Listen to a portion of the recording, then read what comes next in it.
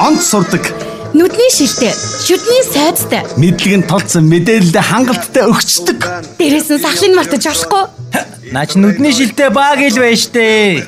Шилтэй багийн шинжлэх ухаан танин мэдхүй нэвтрүүлгээ өдөр бүр 10 цагаас хүлээн авсаасаарай. Эддэ шилтэй баг гэж та цагтай хэлдэг шүү. Цагаан сайн байраарай да. Хөнгө маацраад мэдээлэл хүргээд явчихна гэсэн. Yes. Шилтэй баг яа. За сайн байцгаана эрхэм сонсогчдоо. За манай шилтэй багийн нэвтрүүлгийн энэ удаагийн дугаар эхэллээ. За өнөөдөр ч одоо нар хур тгшэрсэн сайхан өглөө болж байна да. За өнөөдрийн манай шилтэй багийн нэвтрүүлгийн ээлжид дугаарыг хөтлөгч Батбаяр миний бие хөтлөгийн уулгаар боллоо. За манай Наба тэнд очиж завгүй байна. Уг нь хоёулаа хийгээд ороо явсан бол их зүгээр байсан гэж бодож ирсэн. Тэгээд Наба мөн завгүй байна. За одоо ганцаараад нүдэндээ энэ нэвтрүүлгээ. За би өнөөдрийн сэдэв бол гадаад хэллийг сурах нууцын тухай ярих гэж орж ирлээ. За ер нь гадаад хэл сурна гэдэг бол ер нь ер нь бас амаргүй даваа байсан да миний хувьд л лав. За тэгтээ яг хуу энэ нэвтрүүлгээ болохоор энэ гадаад хэллийг төгс сурахын нууц гэдэг номноос иш татаж авч орж ирлээ. За энэ дээр бол одоо юу гэж өгүүлсэн байдیں۔ За дээрээс нь бас өөрийнхөө мэддэг чаддаг юм а жаахан холж гутгаал ингээл нэг нэвтрүүлэг босгоно доо өнөөдөр. За 2 настай хүүхэдтэй харьцуулахад бол 20 настай залуугийн толгойд маш олон бодол эргэлдэж яадаг учраас ер нь оюун ухаанаа төвлөрүүлж чаддаггүй гэж байгаа байхгүй юу. За тэр ч одоо үнэн ба 2 настай хүүхэд ч одоо юугаа бодох вэ? За ээжийнхээ мемийг бодно. За тэгэл одоо идэж явах юм бодвол тэгэл одоо өөр юм бодохгүй байлгүй дээ бодвол. За 20 настай залуугийн толгойд бол ер нь ээд их олон юм бодогдох байх та. За гидсэн өлсөж байх чинь энэ хичээл хурдан дуусаасаа Монголд ч гадаад хэл сурахгүй юм шиг байна. Болж игэл одоо нутагт нь очиод хурдан сурандаа хэмтийн ингээд төмийн янзын бодлоор оюун ухаанаа дүүрэж хаяад ингээ оюунаа чөлөөлж чаддаггүй. За энэ нь бол одоо хэл сурахад бол хамгийн их төв бэрхшээлийг учруулж ядгаа гэж үздэг юм байна.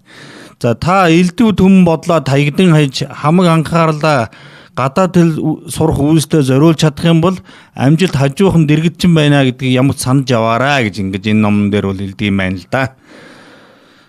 За ер нь хамгийн түрүүнд одоо хэл сурыг бол ерөөсөө илүү олон янзын бодлоос одоо ангижраад одоо нэгэн үзүүр сэтгэлээр төвлөрч чадах хэрэгтэй. Өөрөөр хэлбэл энэ чи одоо сэтгэлийн төвлөрөл буюу диян хийн гэж ярьж байгаа шүү дээ. Яг одоо тухайн одоо зүйлдээ л одоо яг одоо онцгой бүх хүч анхаарлаа төвлөрүүлэхийг хэлж байгаа юм.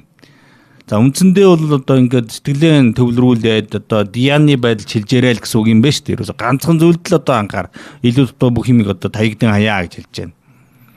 За тэгээд элдв ховжив дүүрсэн шар сонин унших, аллаг хүчирхийллээр дүүрэн кино үзэх, эсвэл одоо найз нөхөдтэйгээ энэ тэнд имиж алчид сууж одоо цагийг үрэх ингэснээр бол ямар ч одоо цаг хугацаа бол ашиггүй өнгөрөөд 9 шидийн бодлоор одоо тархичин дүүрээд ингээд өөрийгөө бол одоо яг одоо юм сурах ашигтай цагаа бол одоо зөв өнгөрөөж чаддаггүй гэж ингэж хэлж болно. За ийм үед бол яах ёстой вэ? Ер нь хэл сурахыг бол одоо яах ёстой юм бэ гэдгийг бол бид нэр энэ нэвтрүүлгээрээ жоохон ч гэсэн энгийн юм шиг боловч бас одоо нэрээ тиймдээ гэж бодогдохоор зүйлүүдийг хэлж өгөндөө. За нэг үүд нээгдвэл олон үүд нээгднэ гэдэг юм үг байдаг. За бурхан багшийн сургаалд энэ үг бол гардаг л да. Нэг үүдийг нээвэл үүд одоо хаалгууд бол нээгддэг гэж ингэж хэлдэг. За ер нь альва эрдмийг сурахтаа одоо нэг чигийг барьж сурваас одоо төгс амжилтанд хүрнэ гэсэн утгатай. Өөрөөр хэлбэл илүү дутуу юм битгий садаараа зөвхөн одоо сурах гэж байгаа юмдаа л төвлөрж өгөөж гэсэн үг л дээ. За гадаад хэлээр одоо дурын ном сонио унших, кино болон телевизийн нэвтрүүлгийг үзээд ойлгочдөг болох Монголоос одоо тухайн хэл рүү, тухайн хэлнээсээ Монгол руу одоо ямар сэдвэр чөлөөтэй орчуулад ингээд тэр хэлээрээ одоо чөлөөтэй сэтгэхэд ярьдаг хүнийг бол тухайн хэлэнд төгс боловсрсон хөөн гэж нэрлэж байгаа юм. За ингийн бол одоо за би одоо энэ хэлийг бас нэг хэр таархан сурчжтай, за энэ гайгүй энэ хэлэнд бол цагаарчтай гэж хэлж болох юм л да. Яг гоо зүгээр энэ дээр бол нэг зүйлийг би хэлмээр байгаа. Нөгөө хуучны үгэнд нэг үг байдаг штэ. Нэг хэл сурсан хүн бол нэг их сургууль төгссөнтэй тэнцүү адилхан байд юм аа. Тийм учраас бол хэлийг бол ерөөсө болж игэл одоо сураад авах хэрэгтэй. За ингэсэн байгаад ч юу нэхэмний үүд нэгдэндэ гэж хэлдэг. Энэ бол одоо манай эцэг өвгдийн одоо үг байдаг. Тэгэхээр энэ бол бас нэлээд үнэндээ.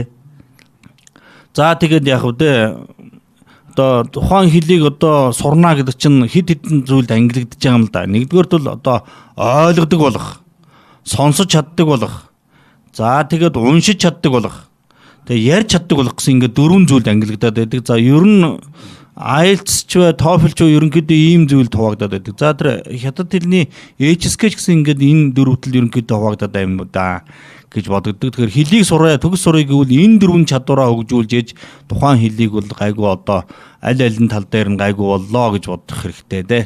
За тэгээ хамгийн түрүүнд бол ер нь хүн чинь юу яд юм дөө сонсож сурд юм да. Ер нь хамгийн хэл сурахын хамгийн ихний нууц бол ерөөсөө сонсож сурах. Түрүүн би хэллээд яг эхлээд бол мэдээ сэтгэлээ төвлөрүүлэх хэрэгтэй. Тэгээд одоо сонсож сурах хэрэгтэй. За ер нь хамгийн одоо эхний үед бол яг ер нь харааны ой тогтоолтоо сайжруулах хэрэгтэй гэж яриад байгаа энэ нар чи. Одоо харааны ой тогтоохын тулд эхлээд ингээд бас сонсголоод байжлуулаад ингээд чангаар одоо уншиж сурах хэрэгтэй гэж. Чанга унших. Ингээд дотроо өөрөө уншаад байгаа юм бол чинь эвлэрж өгдөг үе. Тэгээд одоо ингээд чанга дуугаар ингээ өөртөө ингээд уншаад гэх юм бол нэгдүгээр бол тэр өөрийгөө ямар ярьж байгааг өөрөө сонсдог болно. Хоёрдугаар бол тэр ярианы ам эвлэнэ гэж ярьд юм да. За хэл эвлэнэ гэж ярьд юм да. Ингээд олон чадварууд нь бол ингээд чанга уншихтаа зэрэгцээд ингээд тухайн хүний одоо тэр хэл сурах юмд ингээд сууж яадаг гэж байгаа байхгүй юу. Тэгээ бид нар чинь нэг юм байдаг шүү дээ. Монгол хүний нэг юм байна. Сул тал ичимхий. За тэгээд хүн амтнаас ичээл нөгөө хазгаа морой дуулахасаа ичээл гахгүй гээл одоо ярих байх та гэж бодчихвол тэгэл одоо ерөөс ярьдаггүй хүний дэргэд. За тэгэхээр одоо юу гэдгийг одоо японочууд, солонгосчууд, хятадууд бол таг аялагтай ярьж байгаа чинь орсууд ч л байгаа байхгүй. Амар хатуу аялагтай ярьдаг. Тэгсэн мөрлөөс тэд нар ерөөсөө ичдэг. Зүгээр сайхан яриад идэв байхгүй. Бид нар бол дотроо бол энэ таг хазгаа ярьж андаа гэд аялагыг ингээ шолоод байдаг боловч нөгөөдөл чинь ярьсаар хагаад за аялаг нь өдөө мууч гэсэн ярих чадвар нь бол мундаг өндөр хөгжцөл байдаг байхгүй юу да. Тэгэхээр бид нар чинь бол уг нь ингээд юу яддаг штэ. Манай монголчуудын ингээд хэлний чадвар за ялангуяа англи хэл сурах тал дээр бол ер нь аялаг том багтаа байдгийг. За яг бид нар бол American English-ийг бол арай жаахан ингээд soft талдаа, mumbling талдаа байдаг учраас жаахан удаан сурж магадгүй. British English бол нөгөө үгний хэлцэн тод байдаг учраас монгол хэлтэй ер нь харьцангуй ойрхон. Миний одоо анзаарж байгаагаар бол би үсний хагас уус англи хэлтэй одоо юу гэнэ нөх. Тэгээ ингээ харахад бол ер нь British English акцентээр англи сурах нь бол их амархан.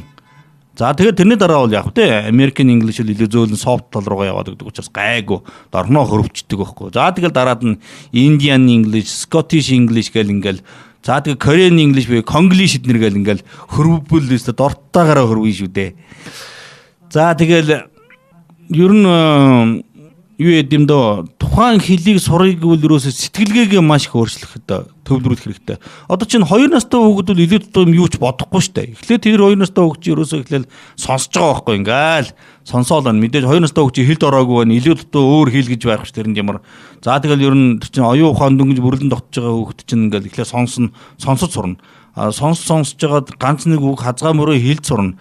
Тэгж яагаад одоо ярьж сурдаг байхгүй бүдүүн баараж гэсэн буруу мушгаач гэсэн хэл сурдаг. Яг хэлийг сурна гэдэг бол бидний хувьд гэсэн том болсон хүмүүсийн хувьд гэсэн яг л тийм замыг туулдаг. Эхлээд нэг үгээ барьж сурдаг байхгүй. За ингээд нэг юм яагаад. За энэ хүн юу гэж хэлж чивтэй. За энгийн хэлээр юу гэж хэлв. За тэрний дараа би юу гэж хэлэх вэ гэдэг ганц нэг үг ингээ амд орж ирээд ингээ яриад байдаг. Ингээ яриад байдаг. Тэгэхээр энэнийг л ерөөсөө бид нар ичэд зовхгүйгээр ингээд одоо өөртөө хийх хэрэгтэй. За хамгийн түрүүнд бол ерөөсөө маш их сонсох хэрэгтэй. Би бол одоо энэ англи дуунуудыг сонсдог болоосаа гэж боддог залуучуудыг. За дээрэс нь англи хэл дээр одоо нэг олон ангитай кино, моно янз бүрийн юмнуудыг бол их сайн үзэх хэрэгтэй. Болж өгөх дуугийн чангад оо. Тэгжээж ингээд тэр чинь дууч орж ойлгохгүй байсан ч хамаагүй.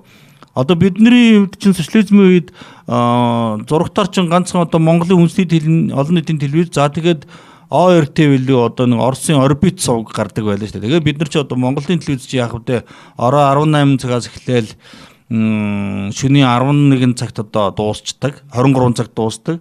Тэгээ бусад үед нь ерөөсөө ОРТ-л гардаг, орбит сувг л гардаг. Тэгээ бид нар ч одоо үзэх юм байхгүй орбит дээр л үздэг байлаа. Хэлийн сайн мэдэхгүй ч гэсэн. Тэгсээр ямар ч гэсэн ингээд сонсгол маань задарсан. Ямар ч энэ нэг хүн тиймэрхүү юм яриад байна гэдгийг бид нар ч ойлгодог болцсон байлаа шүү дээ. Яг тэрнтэй адилхан англи хэлж ялгаа байхгүй. Эхлээ сонсоолоо ерөөсөө. зогсоо зайгүй сонсоод байх хэрэгтэй. Тэгэл тэрний дараа бол ингээд нэг үгнүүдэд барьж эхэлдэг catch гэдэг байхгүй юу. Энэ үгэн дотор чинь энэ үгэл дотор энэ үг орлоо доо. За нэг энэ иймэрхүү утгатай гэдэг ингээд утгачлаад ойлгож эхэлдэг л дээ имийг. Ер нь бол ярианы хэлийг бол хамгийн түрүүнд сурдъя. За яг хөө тэгээд одоо нэг юу гэдэг юм л доо. Юу гэдэг штэ. За хазгай мөрөж гэсэн яар гэдэг. За би бол ингээ англи хэлийг сурж явах үедээ бол ерөөсө манай багш намайг юу гэж хэлсэнгүй. Чи одоо юу яа? Ярианы чадвараа өсгөхийг бол зүгээр одоо чи нэг юу яачих. Тэр пип одоо клабд очиод пиавуугаас суугаад. За яг нэг ганц пиав аваад тэгэл ороожон сууна. Тэгэл ерөөсө хөө амьтантай ичиж зовхгүй жалчаад байгаа гэдэг байхгүй. Тэгэл одоо би чинь тухайн үед тэр ярган ганц нэг удаа хэрэгжилжсэн. Тэгэл одоо айж чиггүйгээр ярина нөгөө тэнд байгаа пиама ууж байгаа хүмүүстэй чинь ганц нэг үг солихоор чинь нөгөөдөл чинь хил ус юм засаад өгнө. Би бол тухайн үед Австралид байсан. Тэгэл одоо наано цаанаа гэл ярьдаг. Нэгэл явдаг байлаа шүү дээ. Тэгээд нэг мэдхэд аваагаагүй ярианы чадвар маань аваагаагүй өсцөн л байсан. Тэгээд юу гэдгийг. Тэгээ би багшаасаа нэг удаа асуухгүй юу. Багшаа би одоо ер нь би бол одоо юуг нь авах вэ? Их сургуульд орж ирээд ерөөсөө англи хэлний A9-ийг одоо заалгасан. Нэгдүгээр курстэй. Тэгээ манүтив чи марк социализмын үеэр байсан учраас тэгээ одоо англи хэлний тэр үеийн 90-ад оны англи хэлний багш нарын чадварч гэж юу байлаа да зайл одоотой ажиллахад бол одоо тэнгэр газар шиг л байсан байлгүй дээ. Орос хэлний багш нар л нэг англи хэлний багшны сургалтанд англиний дамжаан цуугаал тэгэл нэг англи хэл заадаг. Өөртөө ч одоо нарийн ширинээ сайн мэддэггүйтэл байсан үе шүү дээ. За ингээл мен ч одоо бараг тэгээд одоо гадагшаа очсон чинь бараг л AB-гээс заалгасан доо. За ер нь арайч AB-гээс заалгаагүй нэг их сургуулийн 1-р курс 2-р курстаа нэг жоохон үдсэн болоо тэгэл яваа очсон чинь минимум англи чинь бүр тэр доор гівтчихсэн нөгөө ангийнхан дотор очиод ингээ үдсэн чинь тэгэл яг зүгээр мэдээ төвшнгөөр нь ялгаал ингээл оруулж байгаа юм л да. Тэгтэл мен мэдийн хэлбэл ерөөсөө анги дотроо бол хамгийн доор нь шухал байсан л да. Тэгээд үтсэндээ дээр доороос нь тэгэл өстой нэг үгээр нь чэйжлэл өдөрт нэг би чинь нэг 50 үг чэйжилдэг байв да. За өстой нэг өөрийгөө ерөөсөө илүү дутуу юм цатааруулахгүй гэл ерөөсөө бараг л тэгээ жихвчээ зүгэл тэгэл өдөө нүддэг байлаа. За нэг дундуур нь хэдэн монгол дуу сонсдог. Бусдаар бол ерөөсөө зогсоо зөгөө англи хэлээр л одоо юм үзэл англи хэлээр үгээ чэйжлэл өдөрт 50 үг чэйжлэн гэдэг чинь тарих задарчих гээд өө хэцүү сүулдэ. Эхний хэдийн энгийн үгэн дээр бол гайгүй явчихдээ. Тэгээд сүүлдээ нэг хилэн гайгүй сураад ирэхээр нэг улам хүнд үгнүүд хэргэлдэг. Тэгээд тэр үгийг чинь ингээд өдөр тутмын яриандаа хэрэглэхгүй бол мартаад байдаг. Нэг үгийг чинь багадаа нэг 2-3 удаа мартаж санаж ахиж хэргэлж одоо сэргээж ингээд тархин тогтоод байгаа харагдаад байд. Миний одоо анзаарч байгаагаар. Тэгээ би нэг багштай одоо тонирхаад хэлэхгүй манай ангийн багшд нэг айхтар айш муутай англи хүүхэн байсан юм аа. Манай ангийн багш нилээ настай амар айш муутай. Тэгээд даалгавраа ихгүй зүгээр хамраа зангидаал ингээл ширвэл суучдаг тийм нэг айхтар айш муутай багш байсан манай ангийн багш. Тэгээд тэрэндээ хэлэхгүй багшаа би одоо англи хэл сурахгүй байна багшаа би одоо яах вэ гэсэн чинь өө чи суран чи санаа зоволтгүй. Манай багш намайг дандаа мяалдаг байсан байхгүй одоо бодоход. Тэгэл чи аргачуудаа ангийн хамгийн муу байсан л доо би ч одоо. Тэгэл байсигаал намайг байсигаал дуудана хэл мэдхгүйгээр нь дуудана хазгаа мөрөө дуудадгаар намайг чинь гоочлно. Тэгэл нэг хазгаа мөрөө хэлэхээр ангийнхан жомлцсон да. Тэгэл тэн дотор чинь одоо би чинь одоо муугийн тойлол болсон л байсан амтэн л да. Тэгээд одоо байхаар хүн чинь бас нэг жоохон гомддог юм билээ. Багшаасаа нэг өдөр асуухгүй. Багшаа би ер нь хизээ би англи сурах юм. Би ер нь англи сурахгүй юм байна багшаа гэсэн чинь. Оо чи суран чи санаа зоволтгүй юу яа. Чи хизээ англи сурахаа яг хизээ англи сурж байгааг мэдмээр байна уу гэсэн чинь мэдмээр байна гэдээ би хэлсэн байхгүй юу. Тэгсэн за чи тэгвэл юу яа. Нэг ороод одоо чи шүн зүудэндээ англи хэлээр яриад зүүдлэнэ. За чи тэрийг л сайн анзаардээ шүү. За чи тэгээд англи хэлээр одоо яриад зүүдэлж ивэл чи тэр үед ерөөсөө яг өөрийгөө англи хэл сурж яах гэж бодоорой гээл хэллээ. Би англи хэлээр зүүдэлч та хаа байдны ингээл дотроо бол бодоол. Тэгэл өнгөрсөн. Тэгээд одоо яах вэ тэр чинь өнгөрөөл тэгэл өдөр шөнө өглөө ороогүй л англи хэлээ нүдэн штэ. Тэгээ байжсэн нэг шүн зүүдэлж байна би чинь нэг бааранд орцсон штэ англи хэлээр зүүдээд л. Тэгээ англи хэлээр зүүдлээд л тэгээл ерөөсөө нэг бааранд л нэг хүнтэй л зүгээр жухам бол англиар яриад л наано цаано гээл байна би. Тэгээл одоо маргааш өглөө сэрсэн чинь яг би өөрийгөө англи хэлээр ярьсныг мэдчихэж байгаа байхгүй. За би урд чинь ерөөсөө яг англи хэлээр яриад зүүдэлчлээ гээд. Маргааш нь багш дээрээс бөөм баяр юмтай очив. Багшаа би урд чинь англи хэлээр зүүдлээд яриад зүүдэлцсэн шүү дээ. Би өстө яг л таны хийснээр болоо. Харж яана чи ингээд сурдаг л байхгүй юу гिचнээ тэнийг байсан ч гэсэн намайг ч муухад хойш нээж ижлээ. Тэгээ би нэг муу тэр өдрөөс хойш өөрөө өөртөө нэг яг урам аваад. Тэгээд нэг гайгууч болсон юм шиг юм да. Тэгээд нэг 6 сарын дараа гэхэд чинь би чинь ер нь том дажгүй анги дотроо бас нэг жаахан ахлагчдын тоонд орцсон. Нөгөө мө 0-1 тэгээрээ дуудулж исэн англи хэлэндээ муу байсан баг чинь. Өста гайгүй дээр орцсон. Манама багч чинь надаар бас нэг англи хэлээр нэг түргэн хиллэг мэлэг хэлүүлээд робот юу юужлээ одоо мартчихлээ. Нэг түргэн хиллэг хэлүүлдэг. Тэгээд нэг хамгийн гизүү хиллэг болохоор надаар дуудулдаг. Одоо юу гэдэг юм л да. Нэг хилний булчин гэдэг юм чинь юу гэдгийг хэцүү үт юм лээ. Одоо англи хэл сурж байхад чинь одоо над дээр бол яг ингээд монгол хэлэн дээр ингээд хүн чинь монгол хэлээр одоо би чинь монгол хүн учраас монгол хэлээр ярьсаад миний хэлний булчин монгол хэлэн зохицоод ингээд хөгжсөн байгаа байхгүй юу. Яг гэтэл монгол хэлнээс англи хэл рүү очиод англи хэлээр англи үгнүүдийг одоо хэлэхэд чинь тэр хэлний булчин дахиад дагаад өөрчлөгдөв байхгүй юу. Одоо TH-ийн нийлэмжүүд байж гэн. За тэгээд зарим хүнд үгнүүд байж гэн. За жишээ нь би бол одоо надаар бол нэг энэ үгийг хэлүүлсэн юм да манай багш.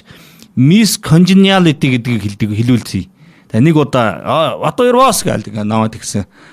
За босоод очсон чинь за чи нэг одоо энэ самбар дээр би нэг үг чинь чи нэрийг дуудаарай гээл. Муугийн тойл байсан чинь би чинь тэгээ за гээл ингээл босоод зогсоол тэгэл чинь нэг юм бичээд Miss Congeniality гэж нэг юм бичсэн. Тэгээ тэрийг хэлэхэд Miss Congeniality гэдгийг хэлсэн чинь чаддаггүй.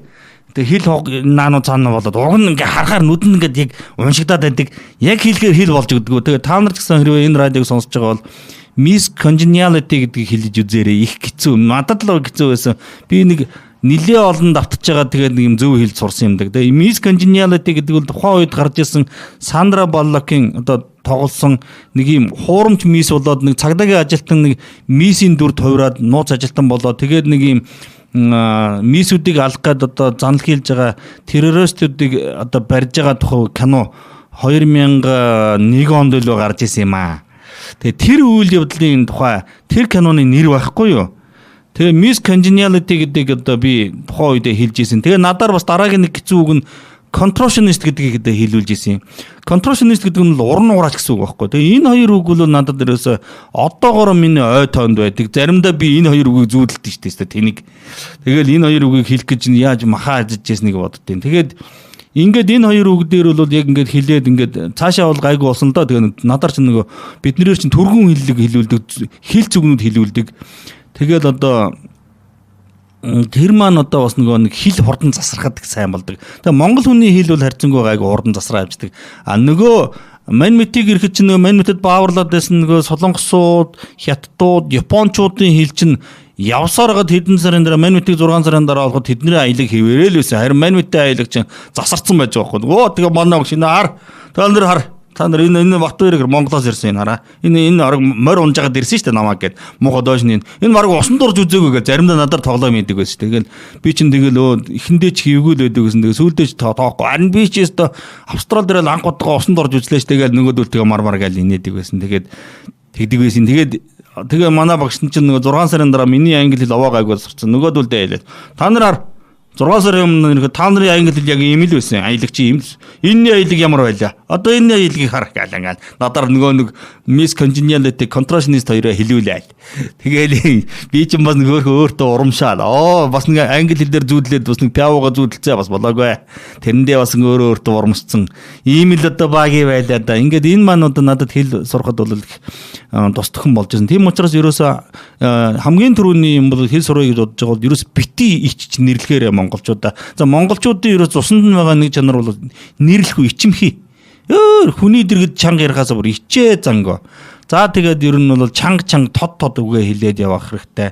Тэгээ өөртөө чанга дуугаар унших хэрэгтэй гэдэг чинь үнэн шүү. За тэгээд одоо яг юу юм да. Яг тэгээд анхан шатанд бол яг нэг ер нь бол нэг 500-аад өнгөтэй байхад бол ер нь альч хэлэн дээр бол ярьждаг л гэж би боддог штеп.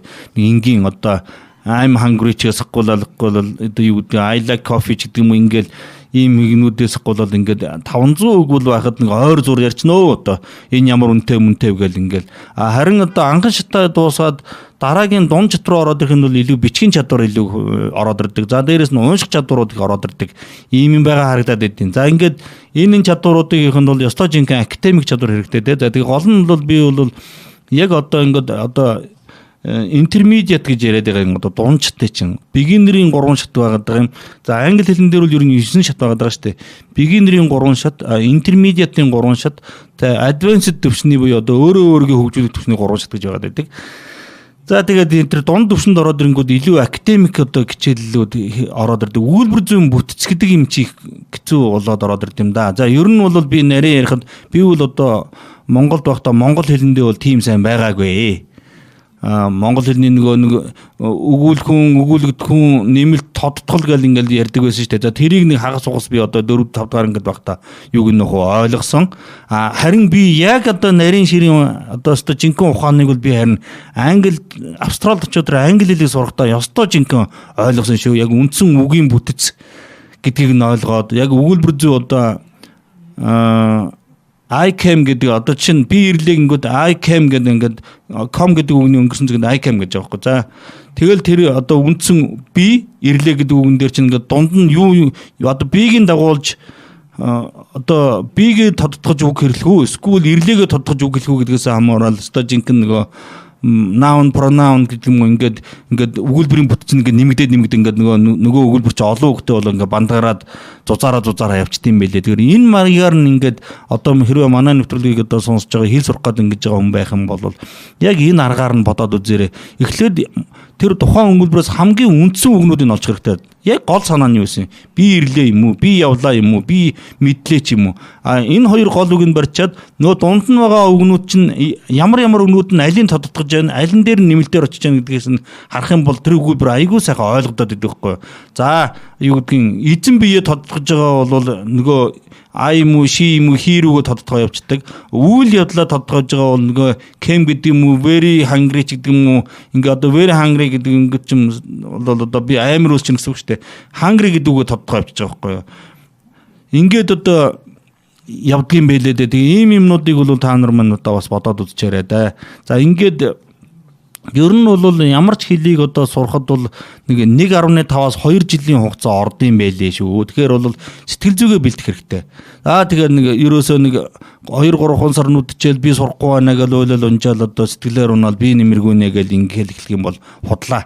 Ер нь бол ямар ч хүнд бол ер нь надад ч ялгаа байхгүй. Би бол нэг маш эрчимтэй зүтгэсэн нь бол 6 сар англи хэлний зүтгэсэн. Тэгээд цаашаа бол өөрөө нөгөө advanced төвшин гэдэг ямар ч өөрийгөө ингээд хөгжүүлж явах төвшөндөө өржгээр бол нэг жил 1.5-аас 2 жил за яг нарийн ярих юм бол одоогоорож би бол англи хэлийг сурсаар л байгаа шүү дээ. Одоо юу гэнэ ямар ч хэлэн цагаарна гэж байхгүй яг хангалттай сайн боловсрно гэж байна. Төгс болно гэж байхгүй шүү дээ. Яг ингээд одоо юу гэдгийг одоо англи хэлэн дээр IELTS гэдэг одоо англи хэлний шалгалт байдаг шүү дээ. IELTS-ийг өгөхөд яг одоо унган англи хэлтэй хүмүүс нь нэг 6-7 оноо л авдаг шүү дээ дунджаараа. Тэгэд надтай хамт амьдарч исэн австралчууд байсан яг унган австралчууд. Тэгээд би нэг IELTS-ийн шалгалтанд бэлдээд тэгээд нөгөөдүүлдээ IELTS-ийн материалыг өгөхгүй. Тэгээд тэр нар чинь би ингээд 4-5 хуудас ингээд унших юмыг уншаад тэгээд тэр чи хэд хэдэн минут ингээд яг гол өгүүлбэрөө ингээд олоод утга санаагаа асуултандаа хариулна шүү дээ. Тэгээд нөгөөдүүлд ингээд би яг ийм бэлдэх гэж нөгөөдүүл ч уншиж үзэл ингээд толгоогоо бариад наадах чи юу вэ? Чи байдгаа бид нэр унган ангилдээ бидэрт айгүй наа чи хэцүү юм байж тийм. Үгүй эн чин шалгалтыг өгдөг техник байд юм аа, кракинг хийх техник байд юм аа. Энэ техникийн дагуу үзэл болд юм аа. Ингэж үздэг чи ийм юм байдаг гэлүү гэд ингээ гайхаад шилээ мэжжээснийг би айгүй тод санд юм да. За ингээд англи хэлийг сурах бол ийм одоо энгийн мөртлөөсөө амьдрал хэрэгтэй ингээд арга чаргад байдیں۔ Тэгэхээр би бол одоо эцэстэн дүгнэж хэлэхэд та нар маань ер нь ямар ч хэлийг одоо сурыг бол хамгийн түрүүнд эхлээд сайн сонсож сураарай. Маш сайн сонсож сурдаг байх хэрэгтэй. Дараад нь хинээч ичгүүгээр чанга тод уншиж ярьж сур. За тэгээд одоо сайн муу гэлгүүгээр хүмүүсийн дэргэд сайхан тод яриад хэлээд ингээд сурах хэрэгтэй. За одоо манай гэр бүл дотор ч гэсэн яг энэ асуудал байж байгаа. Манай хүүхдүүд одоо ингээд одоо Netflix дээр би ч одоо яг хүүхдүүдийн хэл сургыг дээ гэж өөрөө ч одоо кинонд дуртай юм да. Netflix одоо худалдаж аваад эрхийн аваад англи хэл дээр одоо Netflix-ийн кино бол маш их үздэг гэртээ. За тэгээд тэрийгэ дангууд манай нөхдүүд ч юм бас өөр өөрсдийн Google-ийн кино мөн нөгөө савнгийн дөөрмөөрөө бол октод нь савнгийн дөөрөө за жижигүүд нь бол Google-ийн киногаа за манай хүн бид тэр бол нэг арай үйл явдал одоо уран зөгнөлт киногаа ингээл үзээд байдаг. За тэрэн доогоор нь бас англи сабтайтлтай үзүүлэх зүгээр байдیں۔ Яг нэг үгээ барьж явах явцдаа англи үгийг бас давхар хараа явчихаар бас ингээд үг дуудлага хоёрын нийлэмжийг хараад байдаг. Тэгэхээр энэ их дажгүй санагдаад байдیں шүү. За энэ аргыг бас та бүгд манд уршаад үзээрэй. Тэгэхээр хэл сурна гэдэг бол ер нь төвчээрийн асуудал шүү. За 1.5 жилээс 2 жилийн хугацаанд л та ер нь хэлэндээ гайгүй арай дээшлэнэ гэж бодоорой. Ер нь төгс сурна гэж байхгүй. Гэхдээ төгс рүү тэмүүлнэ гэж бол байд юм шүү. Гэж хэлээд өнөөдрийн нэвтрүүлгээ өндөрлөе да. За тэгээд энэ дээр бол би яг зүгээр номноос ул жишээ авлаа. За дээрэс нь өөрийнхөө хэл сурсан паянгаас нэлээд дурдж өглөө. Гэхдээ энэ бол ер нь аль ч Монгол хүнд байдаг нийтлэгэл одоо хэл сурахад одоо тулгардаг асуудал байх та гэж би бодож байна да. За баярлалаа баяртай. Манай өнөөдрийн шилтэй багийн нэвтрүүлгийн хамтран ажиллагчаар хай онлайн шоп гэдэг газар одоо хамтран ажиллаж байгаа. За та бүгд энэ одоо хай онлайн шопыг хэрвээ одоо орж үзмээр санагдвал одоо интернет рүүгээ ороод гар утсаа барьж яваад хай онлайн шоп гэдэг англи хэлээр бичвэл гараад ирнэ. Эсвэл Facebook-ийн 86 тэгтэг 89 64 гэдэг утас руу одоо оруулах юм бол гараад ирнэ. За мөн манай шилтэй багийн нэвтрүүлэгтээ манай радиотой хамтран ажиллахыг хүсвэл 96 64 80 тэгтэг 96 64 8000 гэдэг утсаар холбогдоорой. За манай өнөөдрийн шилтэй багийн нэвтрүүлгийн ээлж дугаар маань ингээд үгээр өндөрлөө. Та бүхэнд өдрийг сайхан өнгөрөөлөөрэй. Баяртай.